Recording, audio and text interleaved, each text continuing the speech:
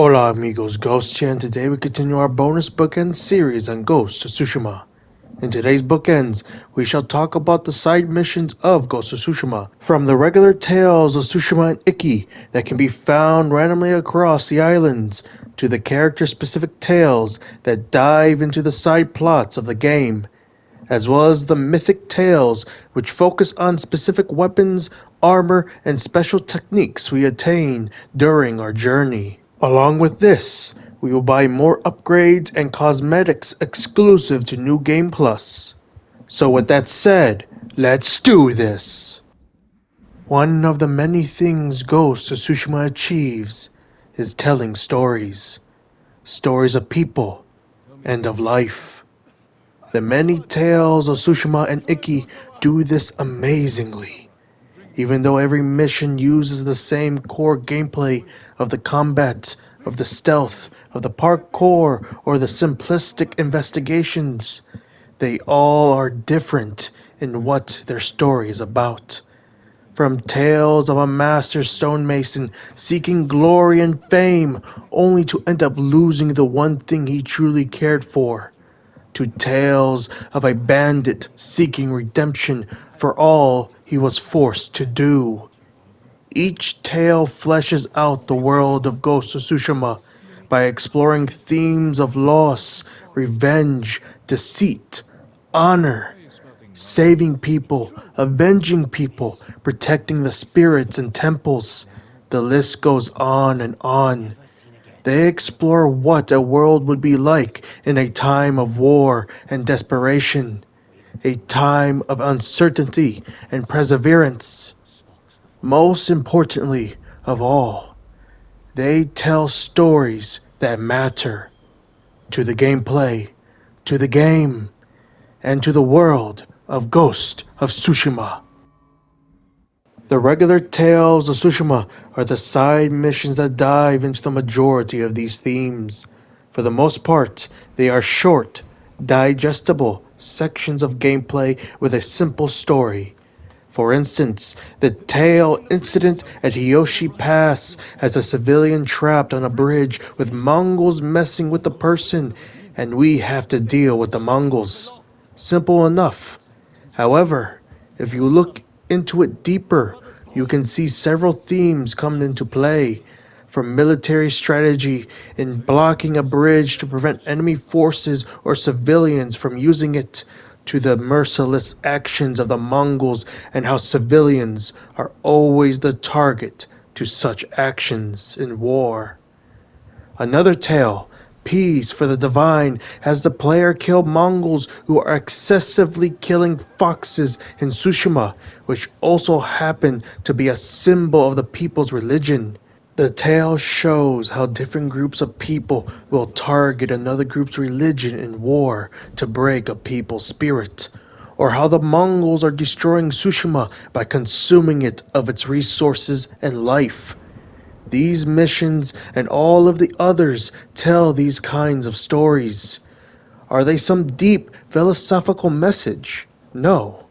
But what they talk about is important to the larger stories and themes the game talks about, and of its world in general. Another aspect of these missions that I like is that, like the open world, there are several ways to unlock these missions, from randomly coming across them in your travels, or them coming to you in some cases, to learning about them from civilians, monks, and even from the main story. This gives the player more incentive to explore the world or tackle the side missions that they find intriguing enough to do. Although this system does have its flaws, as some missions are hidden in general regions of the map, and if you don't get close enough to them, you may never find them without assistance. But this rarely occurs, as most missions are close enough to open world activities and locations that they'll usually pop up. Also, these tales usually give the player the freedom to use their own playstyles to complete them, which is another positive in my book. Lastly, a subsection of the regular tales are my favorite, the ones that aren't tales at all.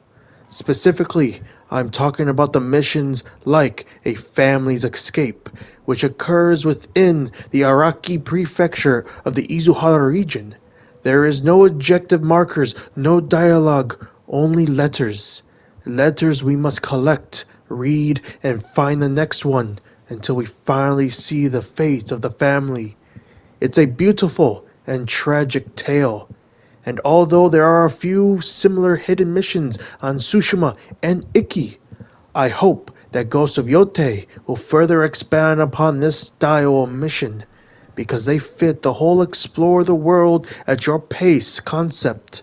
They allow for the world of the game to tell more stories without the need of a map or mission objectives. Overall, the regular and hidden tales of Tsushima are amazing to experience. The character tales of Tsushima dive into the supporting characters of Jin's story and their individual subplots. Other than the main story, these tales provide some of the best stories in the game. Not only do they develop the supporting characters and flesh out their own histories in the world, they also provide many important themes that are integral to the development of Jin himself. Each and every one of them are amazing to play and experience. Thus, I am going to talk about each and every one of them. Starting with the shortest set of tales, the two-part story of Yuriko, Jin's childhood caretaker. These two missions, along with the main mission Ghosts from the past, show us the last days of Yuriko. Yuriko aids Jin in recovering his armor and creating deadly poisons which not only will be used in the gameplay, but become an important story beat later on. Throughout their missions, the pair reminisce on events that occurred throughout Jin's childhood, including his mother's death, Jin learning how to ride a horse, and later on, the relationship between Jin's father and Yuriko.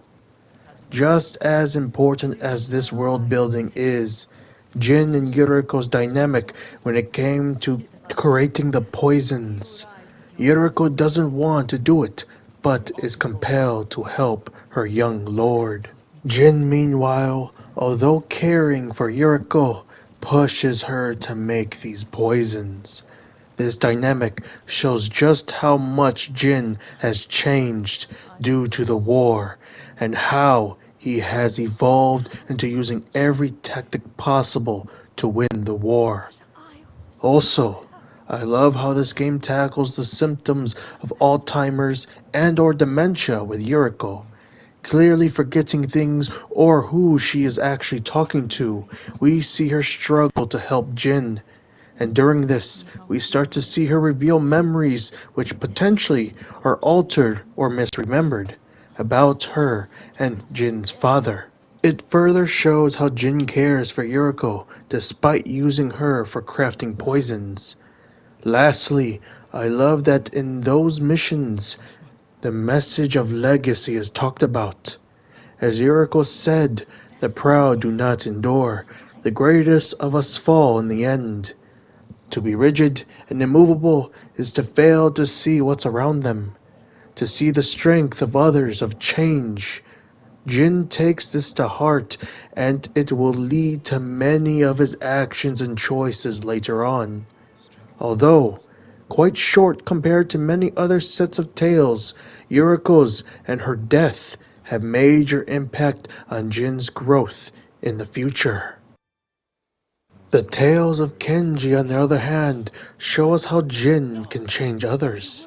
Kenji, the sake seller, smuggler, and idiotic fool who gets himself in trouble constantly on Tsushima and Iki. Although looking out for himself, he has a soft heart for the people. He has a talent for helping, but his foolish gambits cause more trouble than help. Instead of Kenji aiding Jin in his growth throughout the story, it is Jin who helps Kenji grow. Through those tales, Jin fixes Kenji's messes and constantly tries to reach Kenji to teach him to be better And by the end of the game and DLC, Kenji does change, although it is only the beginning of it. And if the game had a direct sequel, I bet we would have seen more of this growth.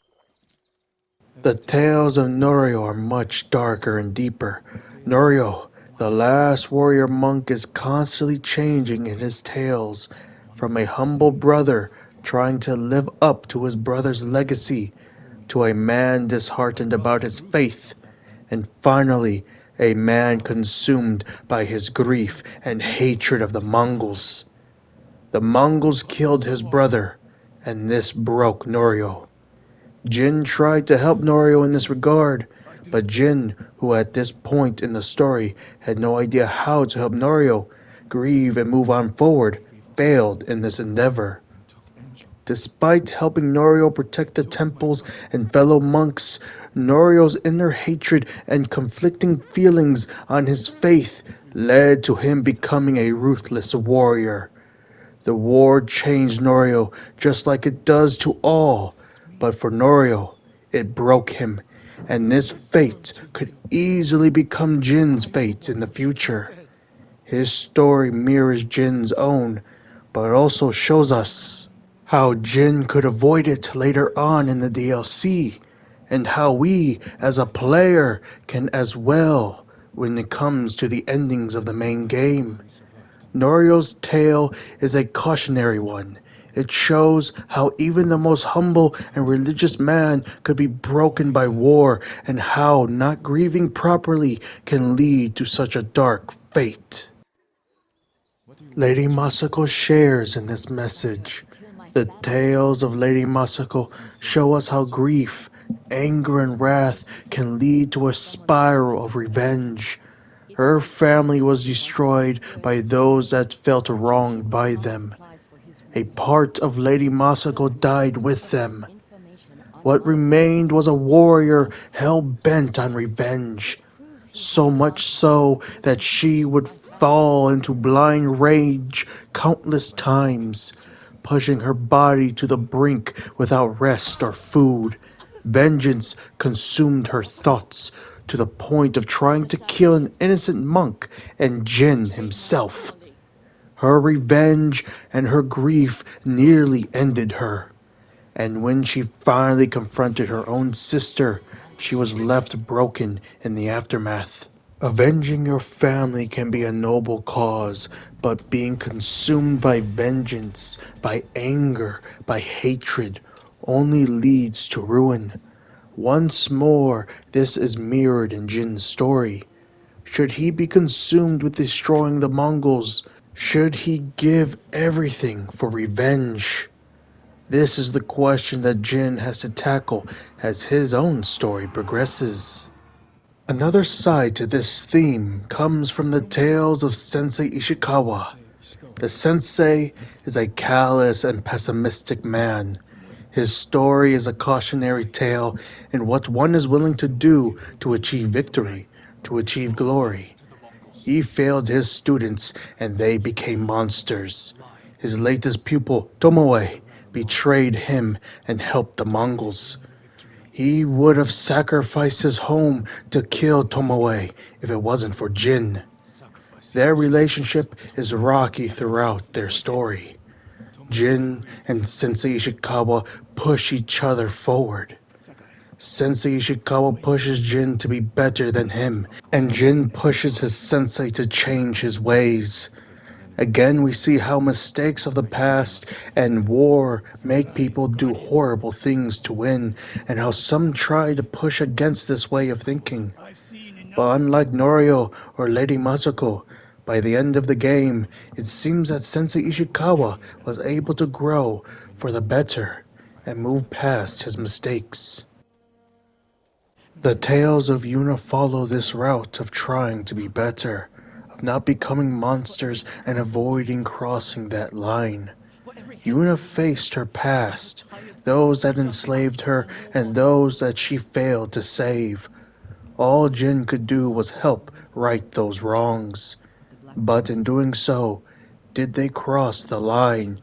Did they make people fear him? Did they make right by those that suffered. Yuna believes that what they did was right, but it doesn't change the idea of are they going too far to save the people they love, to save the people of Tsushima. Again, the question of morality during war, of right and wrong, of preventing or succumbing to vengeance at all costs returns. These character tales, from their shortest ones to their longest ones, tell us so many sides and perspectives on morality in the face of war, of how it breaks people, changes them, or consumes them. We see these characters grow or regress. We see them be consumed by hate or move past it. And most importantly, we see the many potential futures of Jin, from losing oneself to vengeance and losing faith to overcoming one's mistakes and being better. We see what Jin's story could become and what it does become. All of this is why these tales are some of my favorites from this game. But my true favorites are the mythical tales. The mythic tales of Tsushima and Iki are a great example of creating in-universe myths of the game itself. They flesh out a more folklore side to the game's history and world. They provide us world building of the past and of the present. They offer a look into the people's beliefs about other people and their lives. From the ruthless Ronin Kojiro to the humble peasant samurai Gosaku, we see beautiful curated ink paintings as cutscenes. We duel many unique enemies. We obtain powerful armor and gear and utilize special techniques that come straight out of real fictional stories of ancient warriors. Each mythic tale provides the player a different experience, from a series of duels or farms to liberate, to searching for a murderer or tombs. In essence, they feel like real tales of ancient heroes and warriors, of us living out such tales. To summarize my thoughts on the side missions of Ghost of Tsushima, they are great. They give the player dozens of ways to experience the world of the game, to experience the characters, to experience the folklore, and to experience a fictionalized version of the Mongol invasions. And they give me high hope that the side missions in Ghost of Yote will be even greater. Time for some upgrades. I work on all kinds of armor. Specifically, we're going to upgrade Tadayori's armor to its max in the New Game Plus. So compared to the regular game's max to the New Game Plus one, notching speed and reload speed is increased by 45%. So there's a 15% increase with the New Game Plus upgrade, as well as the concentration time being upgraded by 1 more second. So 3 seconds instead of 2. The headshots stay the same. It costs 1,000 supplies, 40 linen, 30 leather, and 8 silk. This will protect you. And voila! Next up, I believe I'm going to upgrade the Saragami's armor. And the main ability, the regular parry being disabled and perfect parries becoming overpowered, that stays the same. What does change from the New Game Plus max versus the original max is that the New Game Plus gets a colossal amount of resolve gain, as well as the perfect parry and perfect dodge windows are increased by a massive amount, so it makes it even more overpowered by doing the New Game Plus upgrade. It costs 1,000 supplies, 40 linen, 25 leather, and 8 silk. Certain to frustrate your enemies. And voila, and that is the only 2 armors we can upgrade because we need more silk, which soon enough I'll have more of. Thank you, lady. And now we must head to a trapper. Armor like that will never fail you. Everything I can. Alright. I work metals, woods, and cloth. So firstly, we're going to upgrade the other quick fire upgrade, which is the smoke bombs. And versus the max from the base game to the New Game Plus's version, we get 4 capacity on our person and 4 in our saddlebag. So compared to the 3 for both previously, which equals the 6, now we have 8 in total. And it costs 30 Predator hides. I hope it helps. Bam. That's And all now I we have can all give of the you right quickfire now. upgrades. Next up, we're going to do some range upgrades. And I think what I'm going to do is upgrade the heavy arrow. Now original max capacity was 8 heavy arrows and 8 in the saddlebag, making 16 in total. Now we get 10 heavy arrows on our person and 10 in our saddlebag, increasing it to 20 arrows in total. And it costs 30 predator hides. Just for you. Bam. And now because we only have 25 more predator hides, we can upgrade one of two things, the wind chime and the firecracker. I am going to upgrade the wind chime because even though it is technically weaker than the firecracker in distracting enemies, it's much more. There's a lot more things you can do with it because you can distract only individual guards or like a pair of guards compared to like half the camp. But anyway, the max version of it in the main game was 8 wind chimes on your person and 8 in the saddlebag. With the New Game Plus upgrade, we get 10 on our person and 10 on our saddlebag, equaling to 20 in total. It only costs 20 predator hides. Only the best for you. And voila, there we go. We did some more upgrades. Come back if you need anything. Now it is time to talk to Baku the Voiceless. And what we're going to do is, I believe we're going to do armor dies. Since we have a decent amount, we'll do that. So, with Tadayori's armor, we can actually get Archery Master's attire, which is basically Sensei Ishikawa's armor. And it's kind of funny, because you could probably wear this while playing alongside that character, and yeah. Either way, it costs 15 ghost flowers. Voila. The next one we are going to do is the Traveler's attire, the Winged Wayfarer. This one is actually pretty nice overall color scheme and everything, though I think it could have had a little bit more. Um, I don't know what the word I'm trying to say, like difference in the colors, like something to really make certain colors stand out more. But either way, it still looks pretty good. And of course, it costs 15 gold flowers. Wow, ghost flowers. Bam. Next up, we are going to get a Dark Survivor. This is for the broken armor, the original armor you use in the game at the very beginning of the game, and this is actually what it looks like during the tutorial, or during the introduction when you are defeated at Komoda Beach, before it's semi-repaired and given a little bit more color when you wake up in Yuna's little camp and having to find Yuna herself. So it's kind of cool because it also has all the arrows sticking out into him and everything. And it really shows how his armor somehow saved his life, even though he's probably should have been severely injured by these arrows. But either way, it costs 15 ghost flowers and we're gonna get it. Bam. And instead of any more armor dies, we are going to go to hats. And we are going to go down the list and we'll buy this one. Graceful Marsh Straw Hat. The beauty of nature conceals deadly secrets. And it takes 5 ghost flowers. And then we're doing Mosaic Straw Hat. The Ronin's Blade Arcs with artful precision.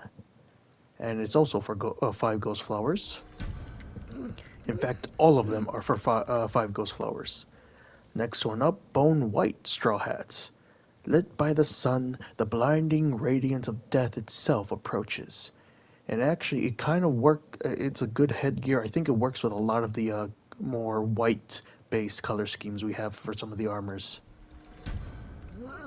Then we have Kitsune Straw Hat. Sacred Messenger, Elusive Trickster. Now, I think this could work with some of the Kitsune type gear pieces we have, like the mask and everything, if the mask and the hat work together.